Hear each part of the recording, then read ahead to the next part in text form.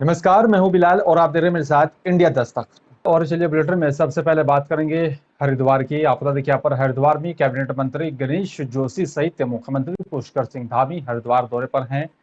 आपदा देखिए यहाँ पर मुख्यमंत्री पुष्कर सिंह धामी हरिद्वार के नेहरू इंटर कॉलेज बादशाहपुर स्थित हेलीपैड पर पहुंचे और साथ ही उसके बाद मुख्यमंत्री पुष्कर सिंह धामी लक्सर से पूर्व विधायक संजय गुप्ता के आवास पर पहुंचे, जहां पर उनसे मुलाकात की।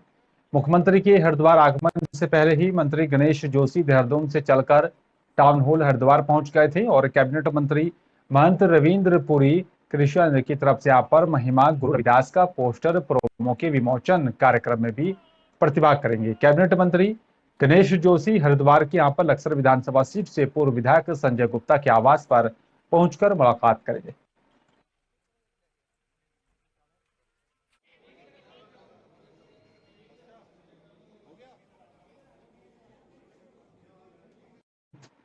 और चलिए बात करेंगे भीम आर्मी की। आपको देखिए यहाँ पर भीम आर्मी के प्रदेश अध्यक्ष मुनीलाल शिंदे की तरफ से यहाँ पर अपने पद से इस्तीफा देने की बड़ी खबर सामने आई है। आपको बताते चले कि यहाँ पर मीडिया से बातचीत करते हुए कहा है कि भीम आर्मी का जो कार्य था अब वो नहीं रहा है। भीम आर्मी शिक्षा पर कार्य कर रही थी जो अब नहीं कर पा रही है। मैं भीम आर्मी से प्रदेश अध्यक्ष उत्तराखंड से मैं आप लोगों को एक सूचना देना चाह रहा था, पत्रकार महोदय को। साथियों, लगातार 2015 से जब भीम आर्मी की स्थापना हुई, लगातार उससे भी पहले मैं चंद्रशेखर आजाद जी के साथ काम करता था। लगातार मैं भीम आर्मी आजाद समाज पार्टी का एक संस्थापक सदस्य हूँ। वर्तमान में भीम आर्मी प्रदेश अध्यक्ष हूँ और आज इस बड़ी महत्वपूर्ण निराशा को लेकर मैं आज अपने पद से इस्तीफा। लालकुआं तराई पूर्वी डोली रेंज वन विभाग की टीम ने यहाँ पर आगामी मानसून सीजन के यहाँ पर 1.5 लाख पौधे लगाने का लक्ष्य रखा है, जिसके तहत डोली रेंज वन कार्यालय में यहाँ पर स्थित नर्सरी में यहाँ पर फलदार और छायादार के साथ ही यहाँ पर विभिन्न प्रजातियों के पौधे तैयार किए जा रहे हैं। और ये पौधे डोली रेंज के यहाँ पर अंतर्गत आने वाले वन क्षेत्र में लगाए जाने हैं। साथ ही यहाँ पर क्षेत्र में सार्वजनिक स्थानों पर भी जो है रोपित किए जाएंगे। जहां पर तराई पूर्वी डोली रेंज के वन क्षेत्र अधिकारी अनिल जोशी ने जानकारी देते हुए कहा कि आगामी मानसून सीजन को देखते हुए डोली रेंज कार्यालय में स्थित यहाँ पर नर्सरी में 16 प्रजातियों के पौधे तैयार हैं, जो कि मानसून सीजन में यहाँ पर डोली रेंज के वन क्षेत्र में लगाए जाने हैं। उन्होंने कहा है कि वन विभाग इस बार मानसून सीजन में 1.5 लाख से भी अधिक पौधे लगाने का जो है काम करेगा, जिसकी तैयारी की जा रही है।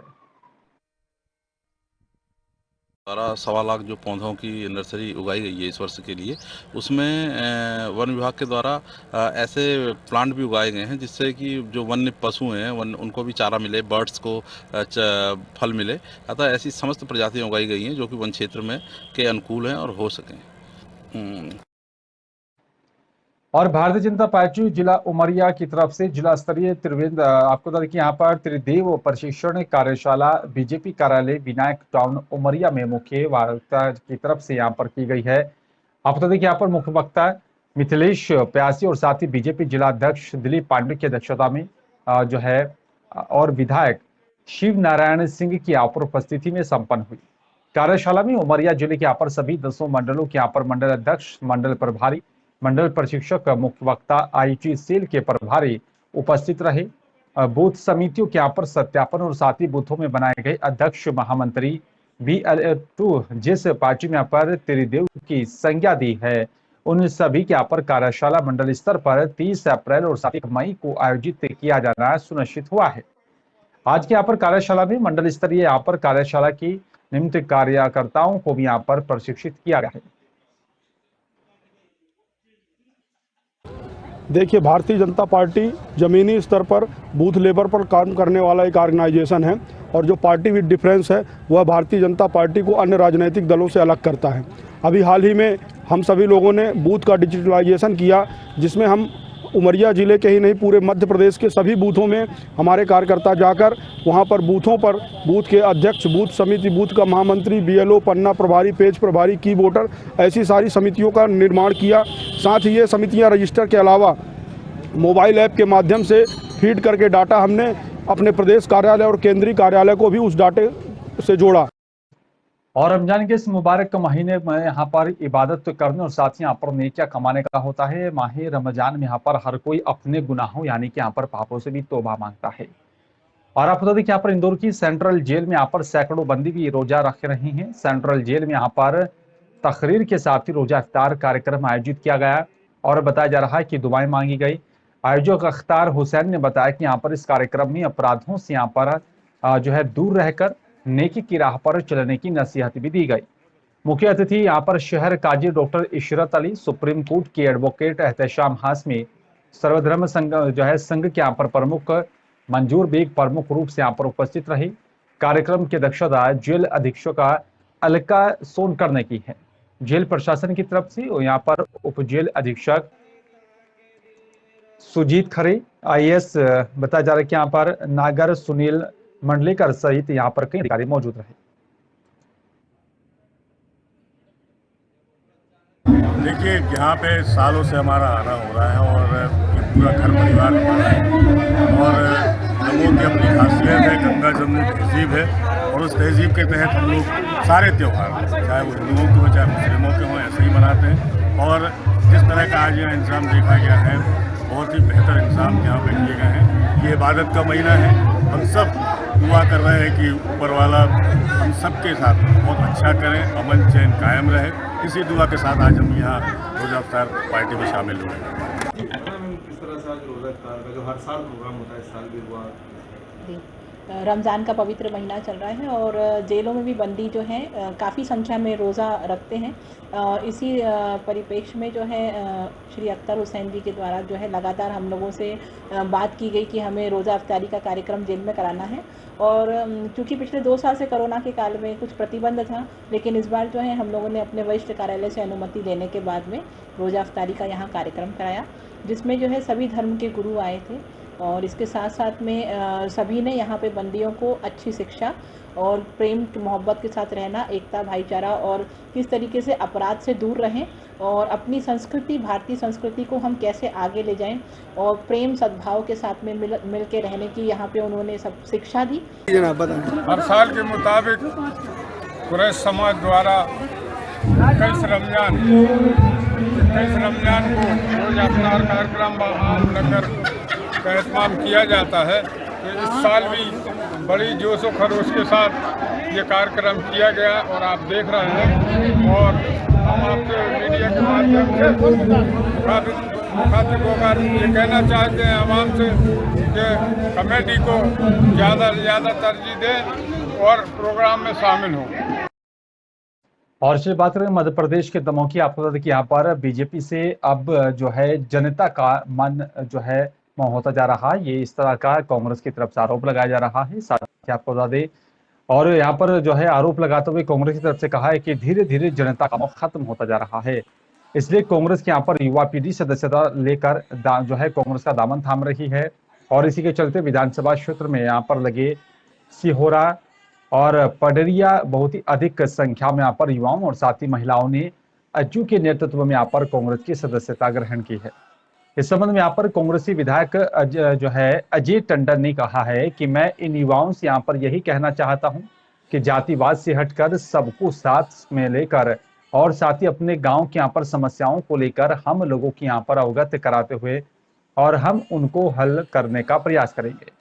इतना जरूर है कि यहाँ पर कुछ काम ऐसे होते हैं जो तुरंत हो जाते हैं और कुछ कार्यों में यहाँ पर देर लगती है। मैं जो है ज्वाइन कांग्रेसी भाइयों को यहाँ पर बधाई देता हूँ और साथ ही कांग्रेसी परिवार से जुड़ रहे हैं यहाँ पर कर्मठ कांग्रेसी नेता अज्जू की तरफ से किए गए यहाँ पर युवा साथियों को कांग्रेस में यहाँ पर शामिल करने पर बधाई भी दी गई है।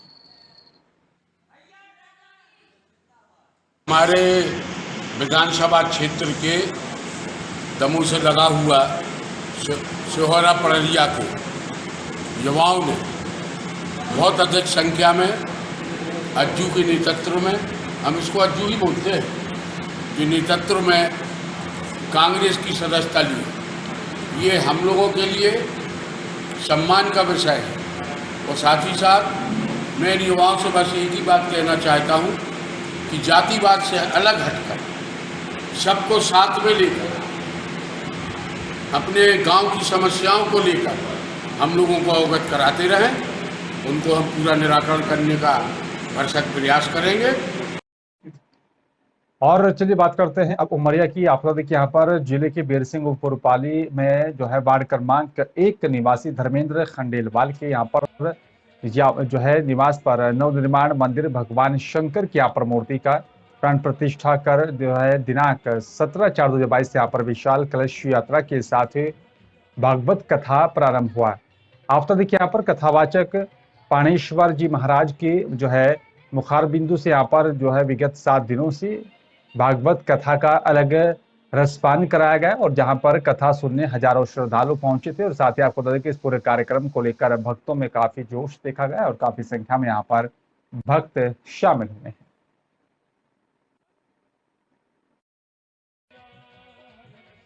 चार अक्षर होते हैं जिसमें प्रथम अक्षर है भा, इससे भा से भक्ति, ब से वैराग, ग से ज्ञान, त से भगवत तत्व का जो वो बोध करवा दे उसे हम भागवत कहते हैं।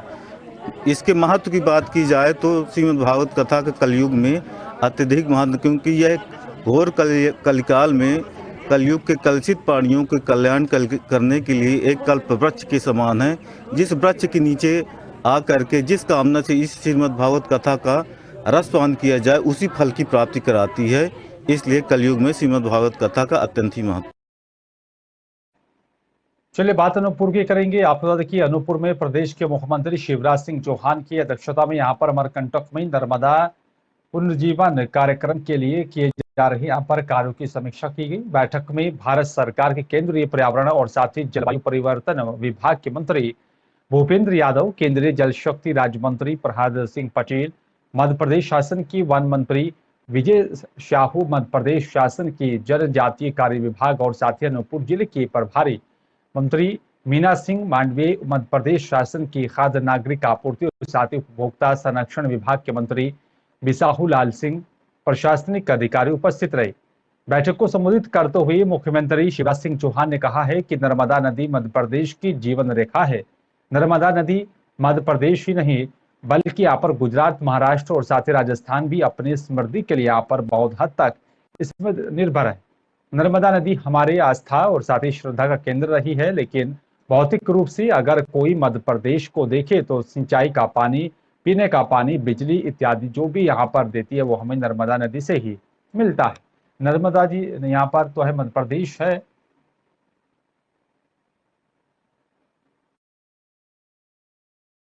तो प्रधानमंत्री जी की चिंता है गंगा मिशन बने, ऐसे नर्मदा जी भी प्रमुख नदी है, तो मध्य प्रदेश में केवल मध्य प्रदेश के लिए नहीं बाकी राज्यों के लिए भी नर्मदा जी की स्वच्छता, नर्मदा जी का प्रवाह सुनिश्चित करनी चाहिए। तो उन्होंने एक वैज्ञानिक अध्ययन भी करवाया है, साइंटिफिक पूरा अध्ययन करवाया है और उसको विस्तार से यहाँ रखा है। मध्य प्रदेश सरकार उसका लाभ उठाएगी। हम लोगों ने तय किया है कि समग्रता से विचार करके पहले जो काम हम नर्मदा सेवा मिशन के अंतर्गत कर रहे थे उनमें से जो प्रासंगिक है उनको चालू रखते हुए कई नई चीजें करने की आवश्यकता है। मोहेड़ विकासखंड अंतर्गत ग्राम पंचायत गुबरेल में यहाँ पर पिछले 2 महीने से गहराए भीषण पानी के संकट को लेकर ग्रामीणों की तरफ से बार बार अपनी आवाज उठाई जा रही है। जिम्मेदार एसडीएम सहित आपको बता दें कि अधिकारियों की तरफ से समस्या का हल करने का सिर्फ झूठा आश्वासन दिया जा रहा है। गुस्साए सैकड़ों ग्रामीणों ने, महिला, बच्चे सहित अन्य लोगों ने कलेक्टर सौरभ सुमन के पास पहुंचकर पेयजल समस्या की दर्द भरी अपनी दास्तां सुनाई। ग्रामीणों की समस्या को यहां पर उसको संज्ञान में लेते हुए कलेक्टर सौरभ सुमन ने जल निगम बोर्ड अधिकारियों से यहां पर मोबाइल पर बातचीत की और इसके बाद कलेक्टर सुमन ने कहा कि यहां पर सारोठ जलाशय या फिर पेयजल परिवहन के माध्यम से गांव की पेयजल समस्या हल किए जाने का भी वादा किया है। कलेक्टर की इस बात सभी यहाँ पर ग्रामीणों में पेयजल समस्या को दूर होने की उम्मीद जगी। बूंदी खाली लेके वापस आने लगे और वहाँ जब पानी नहीं था और भी इसमें, तो फिर आज अनुश्रवण का कार्यक्रम था, तो गांव में जब हम घूमने निकले तो वहाँ फिर लोगों ने समस्या बताई कि पानी की बहुत बिगड़ समस्या है और कलेक्टर साहब आज आ रहे हैं। तो फिर कलेक्टर साहब को ढूंढते ढूंढते पहले साउरी गए, वहाँ साउरी में 2 घंटे इंतजार किए, वहाँ से कलेक्टर साहब निकल गए। फिर वहाँ से लावा घुगरी में मिले, रेस्ट हाउस में, वहाँ कलेक्टर साहब से मुलाकात हुई और सभी लोगों ने ये समस्या रखी कि ये सारोठ जलाशय से जो पानी चोरी होता है, जो किसान वहाँ से अवैध रूप से पानी लेते हैं, जो चोरी पानी होता है उसका 10% पानी यदि दोनों गाँव को मिल जाए तो यहाँ पानी की समस्या खत्म हो सकती है। ऐसा निवेदन। और डिंडोरी के मुख्य बस स्टैंड पर उस समय भगदड़ मच गई थी जब यहाँ पर पुलिस फोर्स अपनी असला शस्त्रों के साथ में बस स्टैंड पर यहाँ और वहां दौड़ती हुई नजर आई है। पुलिस फोर्स के यहाँ पर देख लोग भी यहाँ पर हजूम वहां पर इकट्ठा होने लगा था। समझ नहीं पा रहे थे कि आखिर हो क्या रहा है। कुछ समय के बाद पुलिस ने बस स्टैंड के आसपास छिपे यहाँ पर 3 बदमाशों को शस्त्र सहित पकड़ा। जानकारी लगते यहाँ पर नगर में यह खबर आग की तरह फैल गई थी और इसी तरह की यहाँ पर चर्चाएं चलने लगी। दरअसल ये पुलिस का यहाँ पर मॉक ड्रिल था।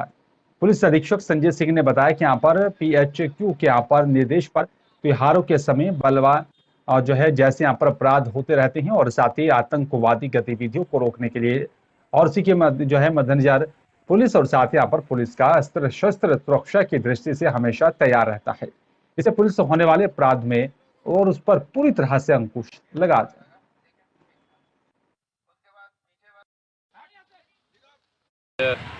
मुख्यालय के निर्देश थे। एक तो त्योहारों की तैयारियां थी और बलवा ड्रिल की प्रैक्टिस थी। इसके साथ ही साथ जो राइट ड्रिल की सामग्री होती है पुलिस की, उन सबका जांचना परखना और जो पुलिस फोर्स है उसकी तैयारी सब के संबंध में आज एक मॉक ड्रिल रखी गई थी। और पहले हम लोगों ने बलवा ड्रिल का दर्शन किया DRP लाइन में, प्रैक्टिस की गई और सभी जो इक्विपमेंट है बलवा ड्रिल के उन सबकी जांच की गई, चेकिंग की गई और एक मॉक ड्रिल आयोजित किया गया जिसमें कि फ्लैग मार्च रखा गया और किसी संदिग्ध या आतंकवादी गतिविधि को ध्यान में रखते हुए ऐसे लोगों की घेराबंदी और फिलहाल इस बुलेटिन में मेरे साथ सिर्फ इतना। बाकी देश दुनिया की तमाम खबरों के लिए आप देखते रहिए इंडिया दस्तक।